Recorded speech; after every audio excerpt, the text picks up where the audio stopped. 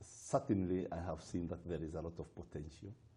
I do agree with you, Mugisha, that the market is not as big as that one for Kenya, but it has also a lot of potential. All right. Yeah. A whole lot of potential in the industry. That's quite another one that we should actually be taking on.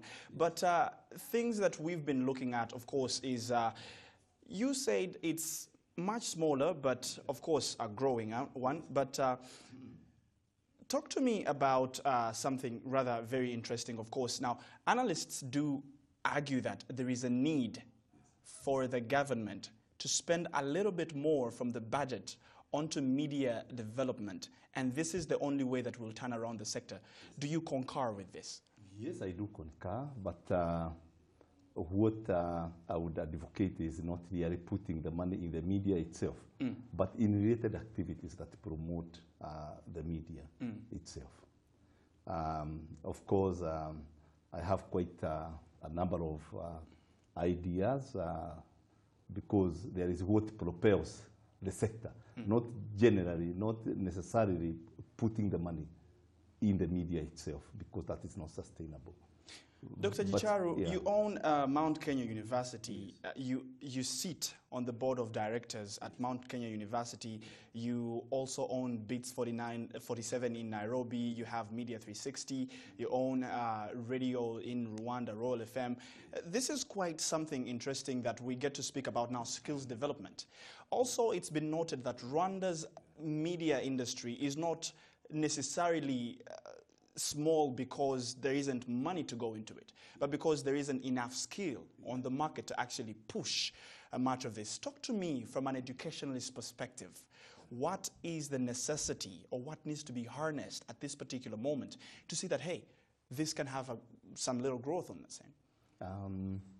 Really, I do concur that we have invested substantially in the media. What is really driving us, I should start by saying that, is that we teach or we train mass communication, and we feel that there has been accusation in the industry that most investors in higher education are training students in journalism who are just theorists, and therefore we wanted to have a practical aspect of it, and therefore because of the same, we have invested in media investment in Kenya and also in Rwanda.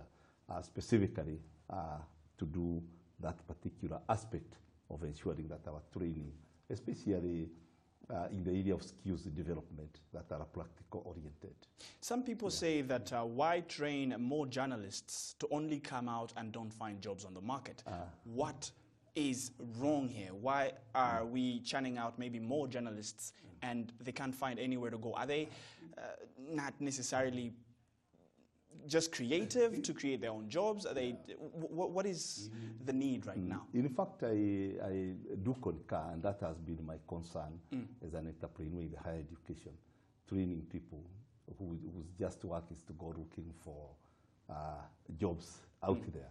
So one of our aspects of our driving force in education, in the higher education sector, is we want to emphasize more on entrepreneurship, where our graduates go out there to look for, to create jobs themselves, not looking for jobs. And let me tell you, Mugisha, is that there are a lot of opportunities that exist in that sector. In fact, it's only people's mind, the graduates' mind, they think that you just need to go out there and get a good curriculum vitae and wherever, get a job. But you can be a job creator even on your own. That is the missing link, really, because we have emphasized in terms of training graduates, especially in Africa, in terms of going to looking for white-collar jobs. They just want to come to CNBC, other media houses looking for jobs, but not even thinking about how can I create a job on myself, even linking myself with this media outlet. That has been my take, and we want to invest a little bit more in terms of entrepreneurship concept. Doctor, let me come back now to creating, of course, sustainable media. Let's look at Royal FM, one of your many businesses. During 2015, we saw it changing from MKU Royal to going to Royal FM and changing a frequency from, I think it was 1.5 something, I don't remember, to a new frequency. And almost a year into business, something's changed, and we saw a decline. And then 2 years after, a little bit of a good, graph coming into.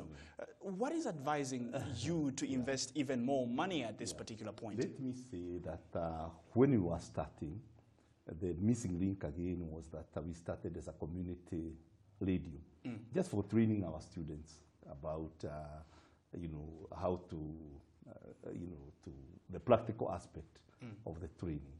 And we did not have the issue of sustainability in it.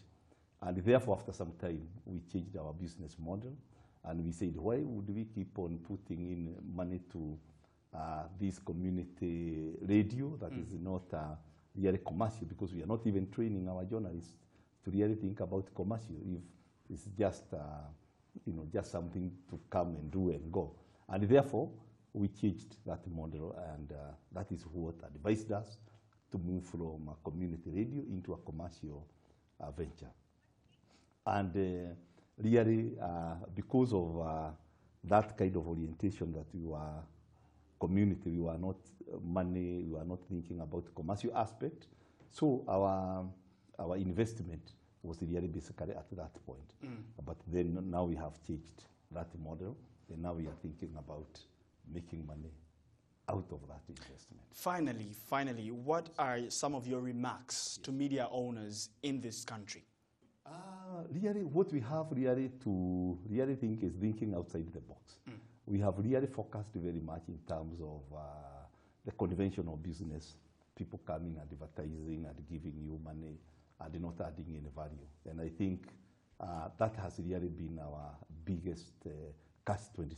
What are you bringing in the market that is rather different from what has been done before? Now, what we have done is that we have created what we are calling loyal integrated corporate services. And that one is going to change the way of looking at the broadcasting in this country. We are going to do something in the difference, because what we have been doing, basically this issue of just, just advertising and leaving that business at that, we want to integrate that to move beyond just the normal commercial announcements and stopping it at that. All right. Thank